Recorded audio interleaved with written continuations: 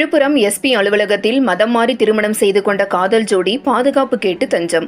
விழுப்புரம் மாவட்டம் வெள்ளிமேடுபேட்டை காவல் நிலைய எல்லைக்குட்பட்ட கோவிந்தாபுரம் பகுதியைச் சேர்ந்த முபாரக் கரீமா தம்பதியின் மகன் அனீஷ் வயது 24. இவர் திண்டிவனத்தில் உள்ள அரசு கல்லூரியில் எம்எஸ்சி முதுகலை பட்டப்படிப்பு படித்து வருகிறார். இவருக்கும் திண்டிவனம் அடுத்துள்ள கொடியம் கிராமத்தைச் சேர்ந்த பாலமுருகன் மகள் பவித்ரா வயது 20 என்ற பெண் தற்பொழுது சென்னை கிண்டியில் உள்ள அண்ணா யூனிவர்சிட்டியில் டிப்ளமோ முடித்துவிட்டு தற்பொழுது BE EEE பொறியியல் படிப்பு படித்து வருகிறார். இருவரும் கடந்த இளநிலை பட்டம் படிக்கும் பொழுது நெருக்கமாக பழக்கம் ஏற்பட்டு அது காதலாக மாறி கடந்த 3 ஆண்டுகளாக அனீஷ் மற்றும் பவித்ரா காதலித்து வந்துள்ளனர்.